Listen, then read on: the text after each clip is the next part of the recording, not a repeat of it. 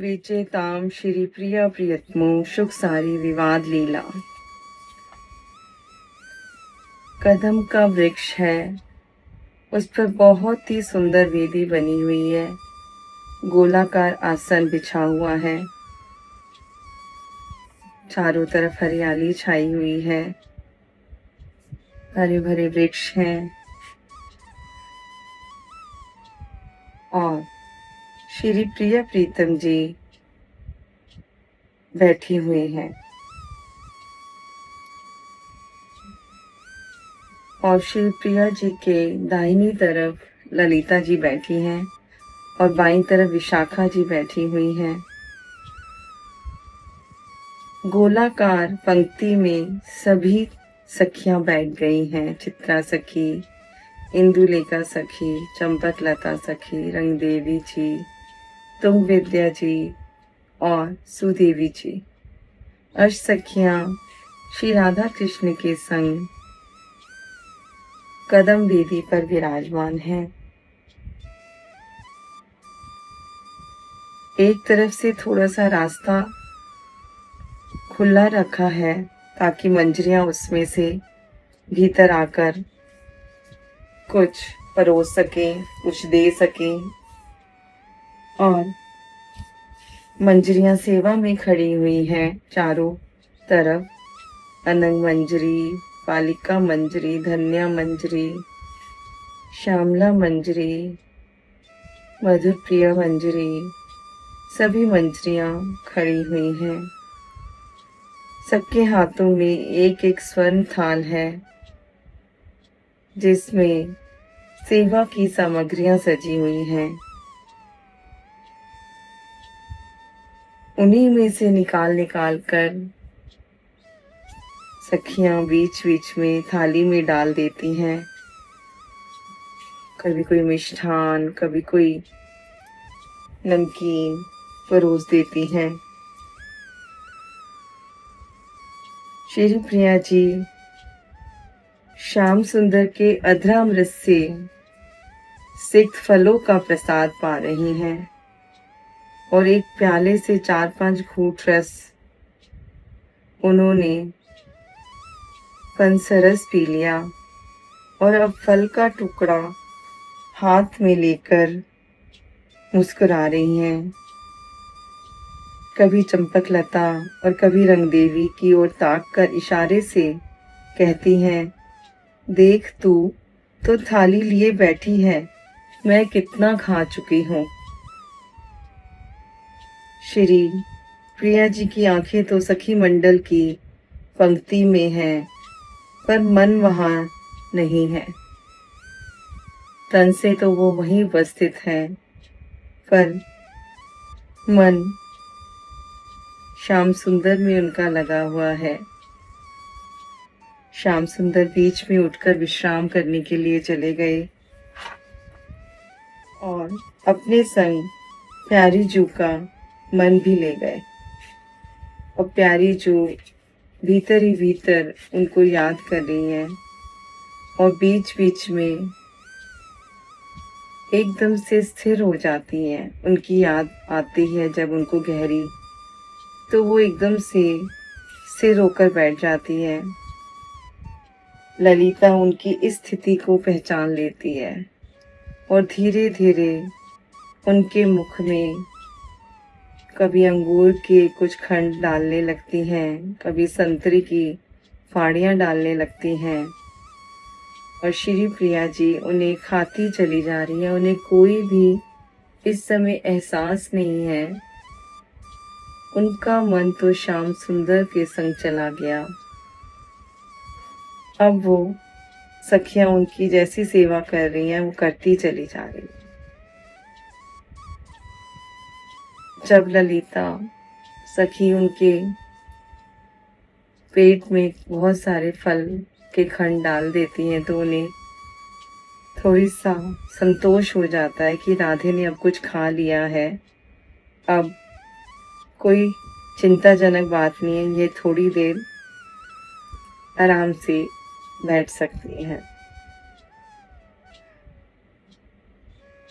और फिर ललिता सखी स्वयं फलों के खंड उठाकर खाने लगती हैं और रानी से कहती हैं, देख हम सब बैठी हुई हैं अभी, तेरी सेवा कर रही हैं, तो तू भी कुछ खा ले।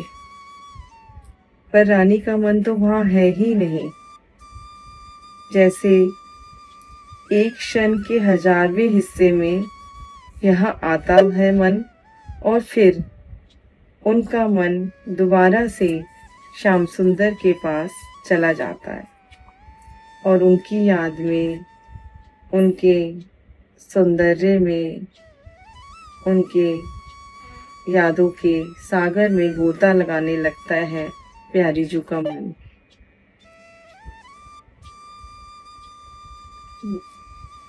राधा रानी ने ललिता की बात मानो सुनी ही नहीं और वह सोच रही थी कि आहा, यदि मुझे करोड़ आंखें होती, रोम रोम में एक एक आंख होती और कभी पलक नहीं गिरती, तो कुछ कुछ प्यारे श्याम सुंदर के रूप सुधा का आनंद ले पाती।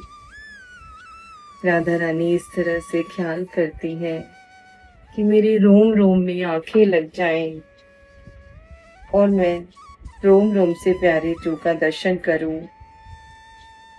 क्या करूं, किससे कहूं? अच्छा एक काम करती हूँ, प्रार्थना करूं कि हे विधाता। जैसे ही रानी के मन में ये ख्याल आता है और वो सोचने लगती हैं कि भगवान से, विधाता से, सर्वशक्तिमान से प्रार्थना करूं, तभी एक क्षण के लिए रुक जाती हैं और प्यारी जू का मन पलटी खा जाता है और सोचने लगता है कि ओहो, ये मैं क्या करने जा रही थी। कृष्ण कृष्ण बोलने लगती हैं। मैं क्या सोच रही थी? नहीं नहीं विधाता, मैं भूल गई। शपथ करके कहती हूँ कि मैं होश में नहीं थी, इसलिए तुमसे प्रार्थना करने जा रही थी। अब कभी ऐसा नहीं करूंगी। ऐसा करने से मेरे प्यारे श्याम सुंदर को कितना कष्ट होगा। श्री जी ऐसा सोचने लगती हैं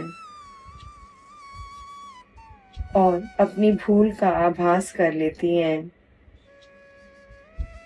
और सोचती हैं कि अगर मेरे से ऐसा हो जाता तो मेरे प्यारे श्याम सुंदर को मेरा वह रूप देखकर उन्हें कितना संताप होता।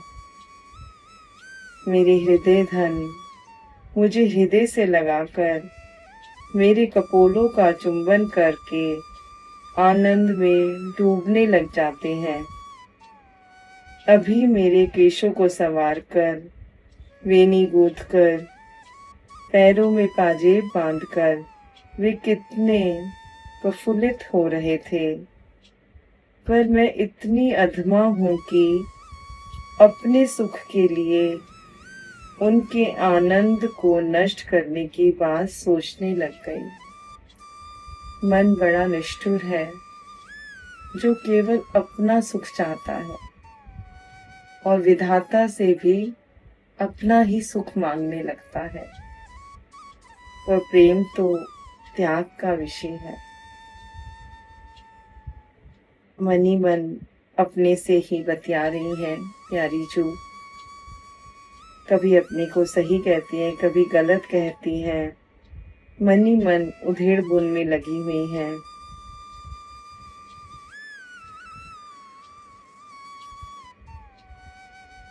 और सोचने लगती है कि अगर रोम रोम में आंखें लग गई तो ऐसा हो जाने पर मैं विकृत हो जाऊंगी। मेरे प्यारे श्याम सुंदर को फिर मुझसे कैसा सुख मिलेगा? जब वो मुझे श्रृंगार करके सुख पाते हैं तो वो सुख उन्हें कैसे मिलेगा? ना ना, कभी नहीं। बस मैं 2 ही आंखें रखूंगी, मुझे 2 ही आंखें चाहिए। ये तो मेरे से बहुत गलत होने जा रहा था। प्यारी को अपनी भूल का एहसास हो जाता है और वो दोबारा से अपने आप को सहज करने लगती हैं। राधा रानी के आंतरिक भाव प्रभाव को किसी भी सखी को इस समय कोई भी कल्पना नहीं हो रही कि राधा रानी के भीतर क्या चल रहा है। ललिता सखी मुस्कुराती हुई अपनी बाबली सखी की ओर देखती हैं और रह रहकर लंबी सांस भरती हैं और कह उठती हैं, राधे कुछ खा ले, यूं ही चुपचाप बैठी रहेगी तो कैसे होगा। श्याम सुंदर अभी आ जाएंगे तो कुछ पहले खा ले। ललिता सखी जो उन्हें कुछ खिलाने में लगी हुई है, पर रानी कोई जवाब नहीं देती है। वो अपने आंतरिक भाव प्रवाह में बह रही है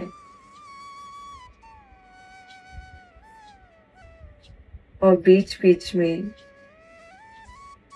विशाखा सखी किसी किसी फल को थोड़ा सा तोड़कर राधा रानी के मुख में डालने का प्रयास करती है। ललिता सखी चित्रा सखी से धीरे से कहती है, कल की तरह तू ही कोई उपाय बता।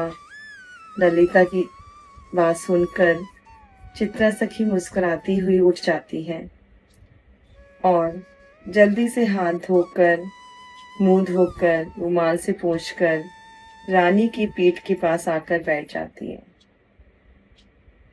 और धीरे से रानी के कान के पास अपना मुंह ले जाती है और कहती है, रानी परसों की व्यवस्था आज ही करनी पड़ेगी और प्यारे श्याम सुंदर जब तक सोकर उठ नहीं जाते उनके पहले पहले ही हमें ये आयोजन करना पड़ेगा। इसलिए जल्दी से तू कुछ खा ले और फिर चल हम दोनों मिलकर तैयारी करते हैं। चित्रा के जैसे ये शब्द रानी के कान में प्रवेश करते हैं, मन दूसरे भाव प्रवाह में बहने लग जाता है। कलप्रिया और उनकी सखियों ने प्यारे श्याम सुंदर के साथ साथ एक सुंदर लीला करने की बात की थी। यह निश्चित हुआ था कि चित्रा सखी राधा का श्रृंगार करेंगी, उनका स्वांग धारण करेंगी और रानी चित्रा सखी का स्वांग धारण करेंगी। रानी बनी हुई चित्रा श्याम सुंदर से मान करके बैठ जाएगी और श्याम सुंदर वेशभूषा का कपट पहचान पाते हैं कि नहीं पाते, यह बात रानी निकुंज के छिद्र से देखेंगी। यदि पहचान लिया तो कोई बात ही नहीं, पर नहीं पहचान पाए तो देखें रानी को मनाने की चेष्टा श्याम सुंदर कैसे कैसे करते हैं, रानी का मान कैसे तोड़ते हैं वो, और चित्रा सखी कहाँ तक ये स्वांग निभा पाती है। राधा रानी तो जब जब मान करती हैं तो उनका मान विशेष देर तक नहीं टिक पाता, क्योंकि वह श्याम सुंदर के प्रेम प्रभाव में बह जाती है और जब उनको कष्ट होता है तो रानी सहन नहीं कर पाती और अपना मान तोड़ देती है। अब चित्रा सखी का मान देखकर मान करना सीखूंगी मैं, राधा रानी मनी मन विचार कर रही हैं और इस लीला के लिए ललिता सखी को स्वीकृति दे देती है। चित्रा के शब्द कान में पड़ते ही रानी की चित्तधारा इस आयोजन की ओर मुड़ जाती है। रानी जल्दी से फल का एक खंड मुंह में रखकर उठ पड़ती है, जैसे उनके अंदर चेतना आ गई हो, जो अभी थोड़ी देर पहले खोई खोई सी थी श्याम सुंदर के ख्यालों में। एकदम से वह उठ पड़ती हैं और सखियां भी उठ जाती हैं और रानी जल्दी जल्दी से स्वयं ही झाड़ी में से जल लेती हैं और हाथ धोने लगती हैं और रूप मंजरी उनके हाथ से झाड़ी पकड़ लेती हैं और उन्हें एक सुंदर रुमाल देकर उनके हाथों को पोंछने लगती हैं। रानी चटपट हाथ धोकर ललिता सखी का हाथ धुलाने लगती है और ललिता और अन्य सखियां भी हाथ धो लेती हैं। रानी की इस प्रेम भरी चेष्टा को देखकर ललिता रानी को हृदय से लगा लेती है कि श्याम सुंदर की बात सुनकर कैसे रानी में चेतना आ गई है और वह स्वयं ही सारे कार्य करने लग गई है।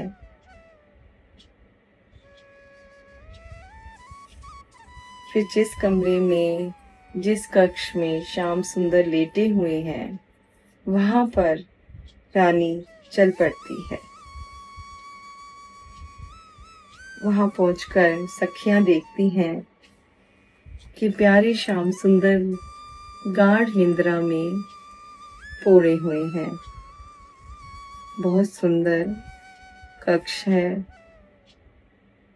शैया है और उस पर प्यारे श्याम सुंदर सोए हुए हैं। राधा रानी कुछ देर तक अपने प्रियतम प्यारे के मुखारविंद को निहारने लगती हैं और इस आशंका से कि कहीं मेरे प्यारे की नींद टूट न जाए, दबे पांव से पीछे हटकर पलंग से थोड़ी दूरी पर एक पाटे पर जाकर बैठ जाती हैं। पाटे के ऊपर नीली मखमली गद्दी बिछी है और पाटे को चारों ओर से बड़े सुंदर ढंग से कमल के फूलों से पिरोया हुआ है। रानी मसनद के सहारे प्यारे श्याम सुंदर की ओर मुख करके बैठ जाती हैं।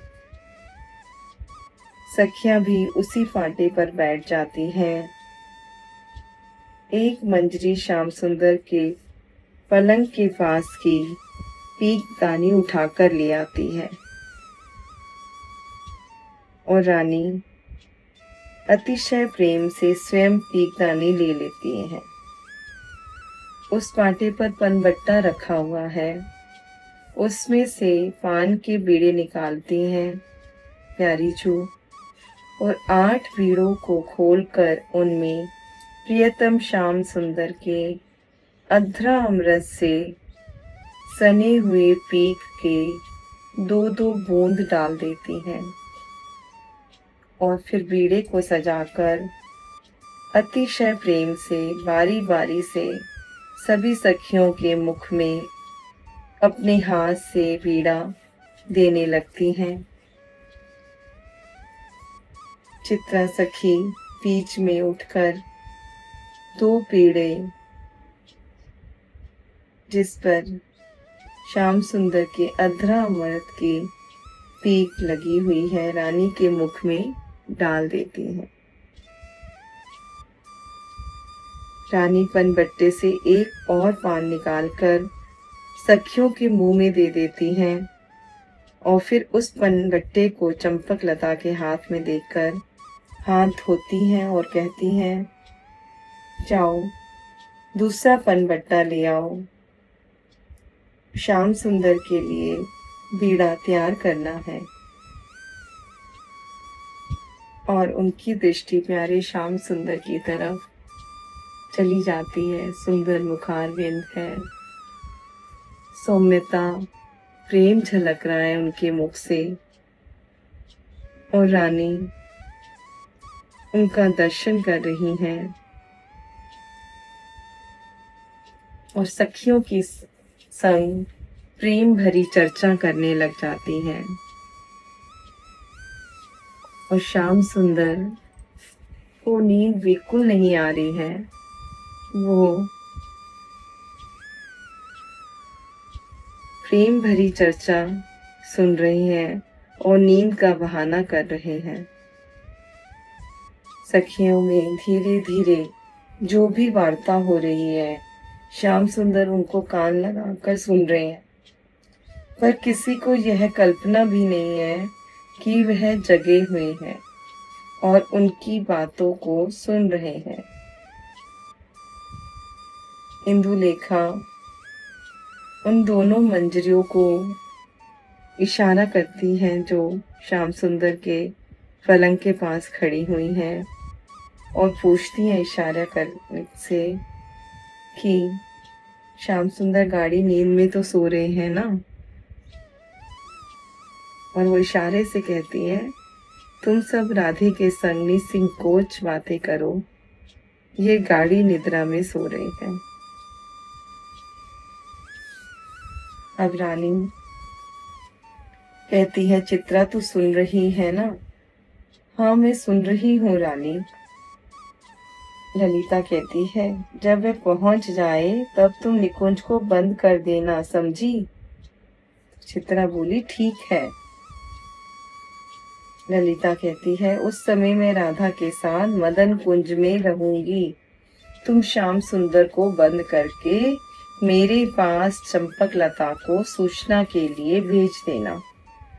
चंपक लता कहती है, ललिते पर सुबल का तुम क्या करोगी? तो विशाखा कहती है, मैं उसे मधुमंगल के द्वारा जाल में कल ही फांस लूंगी। कल ही मैं मधुमंगल को सुंदर सुंदर केले खिलाकर परसों शरीफा खाने का निमंत्रण दे दूंगी। यदि सुबल का लालच में आना है कठिन, पर एक बार यह उपाय करके तो मैं जरूर देखूंगी। न तो कोई और उपाय सोचना पड़ेगा। अगर ये होगा तो ठीक है, नहीं तो अन्य किसी उपाय से मैं उन्हें निकुंज में रोके रहूंगी। इसी समय श्याम सुंदर करवट लेते हैं। मंजरी कुछ इशारा करती है। राधा रानी ललिता की तरफ तीक्ष्ण दृष्टि से देखती हैं और फिर प्यारे श्याम सुंदर को देखती हैं। प्यारे श्याम सुंदर की जो कपट निद्रा है वो खुल जाती है उनकी पोल कि यह सोने का नाटक कर रहे थे। रानी धीरे से ललिता के कान में कहती है, सब गुड़ मिट्टी हो गया। श्याम सुंदर ने अब सब सुन लिया। ललिता कहती है, कोई बात नहीं राधे, फिर कोई दूसरा उपाय सोच लूंगी, पर तू कपटी शिरोमणि ने तो जो हद कर रखी है। अभी अभी कैसे खराटे भर रहे थे और अब देखो कैसे करवटें ले रहे हैं। ये तो अभिनय कर रहे हैं गाढ़ निद्रा का और हम सबको बेवकूफ बना रहे हैं। राधे वहां से उठकर प्यारे श्याम सुंदर की पुष्प सैया के पास जाकर खड़ी हो जाती हैं। श्याम सुंदर ने झीनी चादर से अपने मुख को ढका हुआ है और उस झीनी चादर में से श्याम